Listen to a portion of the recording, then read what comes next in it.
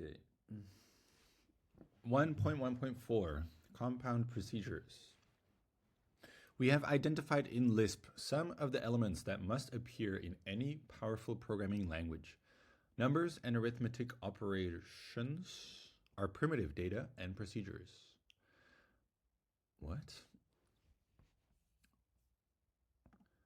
Why? They haven't explained that. Why that is true, right? And I don't think that is true. Couldn't you have like programming languages that only work with text? Like, okay. Nesting of combinations provides a means of combining operations. Definitions that associate names with values provide a limited means of abstraction. Now we will learn about procedure definitions, a much more powerful abstraction technique by which a compound operation can be given a name and then referred to as a unit. We begin to examine how to express the idea of squaring. We might say to square something, multiply it by itself. This is expressed in our language as define square of x to be times x by x. We can understand this in the following way. To square something, multiply it by itself. We have here a compound procedure, which has been given the name square. The procedure represents the operation of multiplying something by itself. The thing to be multiplied is given a local name, x, which plays the same role that a pronoun plays in natural language. Evaluating the definition creates this compound procedure and associates it with the name square. The general form of a procedure definition is define, name, formal parameters, body. The name is a symbol to be associated with the procedure's definition in the environment. The formal parameters are the names used within the body of the procedure to refer to the corresponding arguments of the procedure. The body is an expression that will yield the value of the procedure application when the formal parameters are replaced by the actual arguments to which the procedure is applied. The name and the formal parameters are grouped within parentheses, just as they would be in an actual call to the procedure being defined. Having defined square, we can now use it, square 21, and so on. We can use square as a building block in defining other procedures. For example, x squared plus y squared can be expressed as plus square x square y.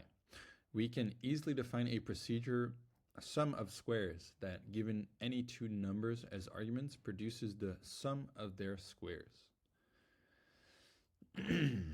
We can now, okay. So here they define it and then they immediately use it. Now we can use sum of squares as a building block in constructing further procedures. F of a is sum of squares of a plus 1 and a times 2. Compound procedures are used in exactly the same way as primitive procedures. Indeed, one could not tell by looking at the definition of sum of squares given above whether square was built into the interpreter, like plus and times, or defined as a compound procedure. 1.1.5 The substitution model for procedure application. To evaluate a combination whose operator names a compound procedure, the interpreter follows much the same process as the combinations whose operators name primitive procedures, which we described in section C113. Okay. That is, the interpreter evaluates the elements of the combination and applies the procedure. Oh yeah, that's like the 3-step recursive thing. Which is the value of the operator of the combination to the arguments, which are the values of the operands of the combination. We can assume that the mechanism for applying primitive procedures to arguments is built into the interpreter. For compound procedures, the application process is as follows. To apply a compound procedure to arguments, evaluate the body of the procedure with each formal parameter replaced by the corresponding argument. To illustrate this process, let's evaluate the combination f of 5, where f is the procedure defined in section C114. We begin by retrieving the body of f sum of squares, blah, blah, blah. Then we replace the formal parameter a by the argument 5. Thus, the problem reduces to the evaluation of a combination with two operands and an operator. Sum of squares. Evaluating this combination involves three subproblems. We must evaluate the operator to get the procedure to be applied. And we must evaluate the operands to get the arguments. Huh? Okay, yeah. So he's saying like first evaluate this, then this and this, and then apply these two to that, I think. Now, plus 5, 1 produces 6, and times 5, 2 produces 10. So we must apply sum of squares procedure to 6 and 10. These values are substituted for the formal parameters x and y in the body of sum of squares, reducing the expression to plus square 6, square 10. We can use the definition of square. This reduces to plus times 6 times 10, 10. And finally to 136. Sorry. The process we have just described is called the substitution model for the procedure application.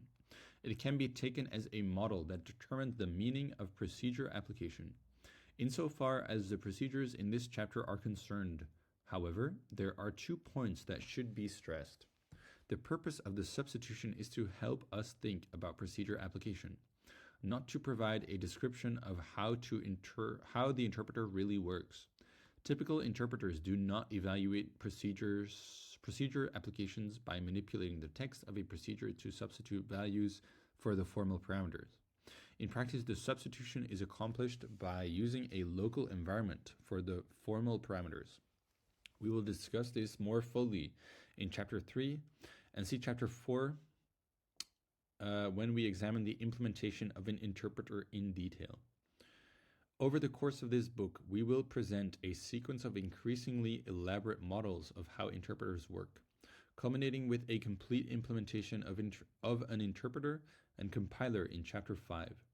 The substitution model is only the first of these models, a way to get started thinking formally about the evaluation process.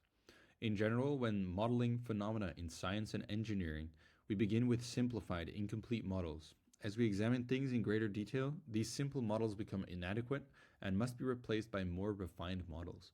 The substitution model is no exception. In particular, we address in Chapter 3 the use of procedures with mutable data. We will see that the substitution model breaks down and must be replaced by a more complicated model of procedure application. I'm excited to see that. Oh no, how do I... Okay. Applicative order versus normal order.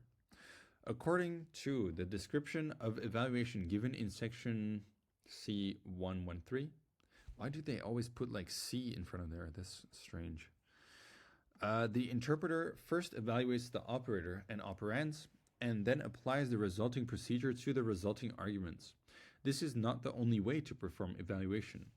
An alternative evaluation model would not evaluate the operands until their expressions were needed. Instead, it would first substitute operand expressions for parameters until it obtained an expression involving only primitive operators, and would then perform the evaluation. If we use this method, the evaluation of F5 would proceed according to the sequence of expansions. Okay.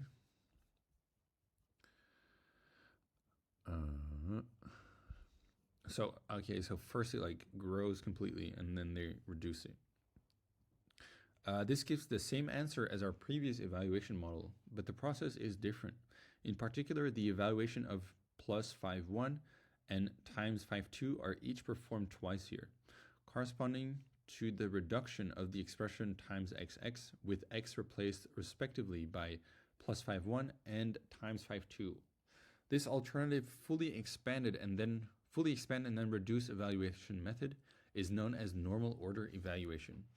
In contrast to the evaluate arguments and then apply method that the interpreter actually uses, which is called applicative order evaluation, it can be shown that for procedure applications that can be modeled using substitution, including all the procedures in the first 2 chapters of this book, and that yield legitimate values, normal order and applicative order evaluation produce the same value. See exercise 1.5 for an instance of an illegitimate value where normal order and applicative order evaluation do not give the same result. Lisp uses applicative order evaluation partly because of the additional efficiency obtained from avoiding multiple evaluations of expressions such as those illustrated with +5(1) and times5(2) above, and more significantly because normal order evaluation becomes much more complicated to deal with when we leave the realm of procedures that can be modeled by substitution. On the other hand, normal order evaluation can be an extremely valuable tool, and we will investigate some of its implications in chapter 3 and chapter 4. 1.1.6 Conditional expressions and predicates. The expressive power of the class of procedures that we can define at this point is very limited, because we have no way to make tests and to perform different operations depending on the result of the test. For instance, we cannot define a procedure that computes the absolute value of a number by testing whether the number is positive, negative, or 0, and taking different actions in the different cases according to the rule. For this construct, this construct is called a case analysis, and there is a special form in Lisp for denoting such a case analysis. It is called cond, which stands for conditional, and it is used as follows. Define abs of x, conditional, or cond, x greater than 0, x, equal x, 0, 0, less than x, 0, negative x. The general form of a conditional expression is the following. So it's like a list of predicates and expressions, consisting of the symbol cond, followed by parenthesized pairs of expressions, called clauses. The first expression is in each pair is a predicate, that is, an expression whose value is interpreted as either true or false. Conditional expressions are evaluated as follows. The predicate P1 is evaluated first. If its value is false, then P2 is evaluated. If P2's value is also false, then P3 is evaluated. This process continues until a predicate is found whose value is true, in which case the interpreter returns the value of the corresponding expression. Consequent expression E. Of the corresponding consequent expression E of the clause as the value of the conditional expression. I kind of lost this sentence there, but okay. I get the point. If none of the P's is found to be true, the value of the cond is undefined. The word predicate is used for procedures that return true or false, as well as for expressions that evaluate to true or false. The absolute value procedure abs makes use of the primitive predicates greater than, less than, and equal. These take two numbers as arguments and test whether the first number is respectively greater than, less than, or equal to the second number, returning true or false accordingly. Another way to write the absolute value procedure is define abs cond less than 0, x is less than 0, then negative x, else x, which could be expressed in English as if x is less than 0, return x, otherwise return x. What? Return negative x, otherwise return x. Else is a special symbol that can be used in place of the p in the final clause of a cond. This causes the cond to return as its value the value of the corresponding e, whenever all previous clauses have been bypassed. In fact, any expression that always returns to a true value could be used in as the p here. Here is yet another way to write the absolute value procedure. Define abs of x. If x is smaller than 0, return negative x, otherwise return x. This uses a special form if, a restricted type of conditional that can be used when there are precisely two cases in the case analysis. General form of an if expression is if predicate, consequent alternative. To evaluate an if expression, the interpreter starts by evaluating the predicate part of the expression. If the predicate evaluates to a true value, the interpreter then evaluates the consequent and returns its value. Otherwise, it evaluates the alternative and returns its value. In addition to primitive predicates such as less than, equal, and greater than, there are logical composition operations which enable us to construct compound predicates. The three most frequently used are these: and, E1 up to En. The interpreter evaluates the expressions E one at a time in left to right order. If any E evaluates to false, the value of the AND expression is false, and the rest of the E's are not evaluated. If all E's evaluate to true values, the value of the AND expression is the value of the last one. So it is true then, right? Why do they write it in such a weird way? Or the interpreter evaluates the expressions E one at a time in left to right order. If any E evaluates to a true value, that value is returned as the value of the OR expression, and the rest of the E's are not evaluated. If all E's evaluate to false, the value of the OR expression is false. Not E. The value of a not expression is true when the expression E evaluates to false, and false otherwise. Notice that and or are special forms, not procedures, because the sub-expressions are not necessarily all evaluated. Not is an arbitrary procedure. Okay. Not is an ordinary. Okay. Because E is always evaluated. Okay. As an example of how these are used, the condition that a number x be in the range 5 is less than x is less than 10 may be expressed as x is greater than 5 and x is less than 10. As another example, we can define a predicate to test whether one number is greater than or equal to another, as greater than or equal, or or alternatively as the negation of less than. Exercise 1.1. Finally, an exercise. Okay. Below is a sequence of expressions. What is the result printed by the interpreter in response to each expression? Assume that the sequence is to be evaluated in the order in which it is presented. Okay, let's try that. I think I'm just gonna copy this.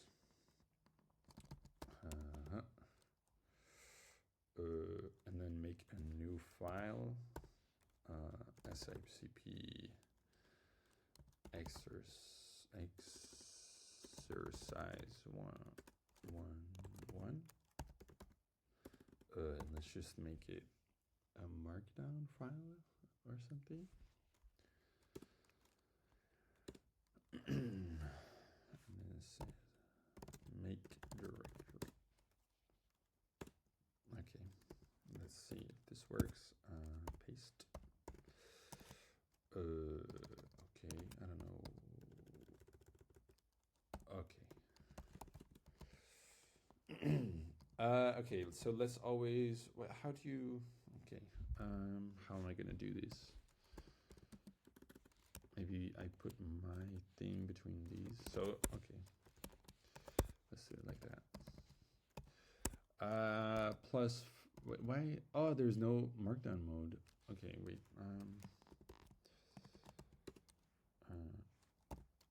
Rename file.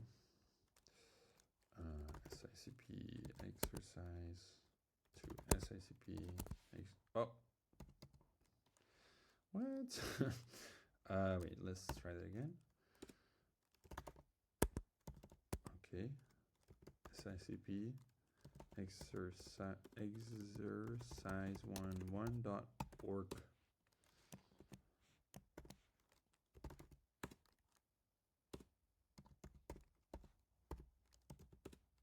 Okay, here we go. Yeah.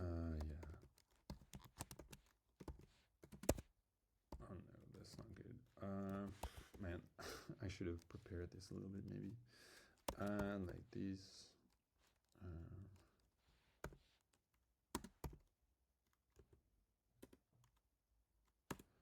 Okay, that's good. No, that's not good. What? Why did it do that?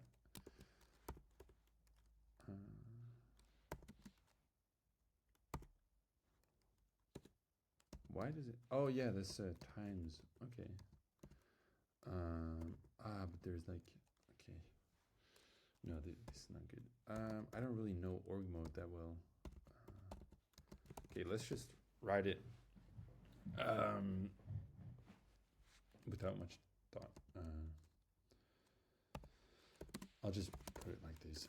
It's really weird because these are headings, but okay, whatever. So this is a plus 4, 12, 8, 3. 2 times 4 is 8. Minus 2 is 6. Nothing, I think.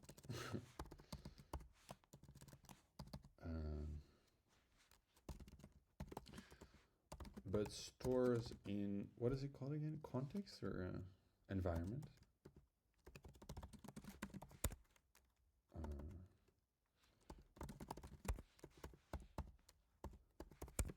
this maybe?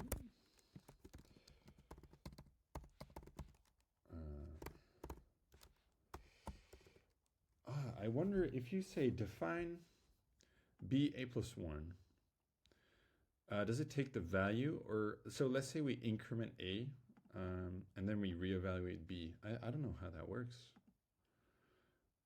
Is b also going to increment? Or I don't think so. It's probably going to evaluate this instead of like keeping it as an expression, right? But I don't know. Let's try that. Define a5, define b to be a minus 1. Now we can ask what is b for, and now we do define a is plus a1, and now we ask what is b is still a. Okay, but if we like re-evaluate this, how does that work? I thought if I could just click on it, then it would paste it in, but apparently not. Define b negative a1, and then we ask what is b, and then it went, so here, b was 4, and now b is 5. Okay, so it takes the value and does not store the expression. Okay. Okay, so what was it here? A is 3, b is 4. So 3 plus 4 is 7. Plus 12 is 19. Does A equal B is false. I don't know how to write that in. Probably depends on. It says hashtag F. Oh. Info. Okay, so let's just write. I'm doing this in Guile scheme, so let's just write the Guile scheme response. I don't know what MIT scheme would respond with. Okay, let's see here. A is 3, B is 4. So B is greater than A, so this evaluates to true. B is smaller than 4 is smaller than 12, so this also evaluates to true. So this is going to evaluate to B, which is 4. Okay. Let's see. If A is, this is one of the only programming languages I know, I think, where equality is a single equals sign. That's kind of interesting. Okay, if A is 4, that's not true. If B is 4, that is true. Then evaluate 6 plus 7, which is 13, plus 3 is 16.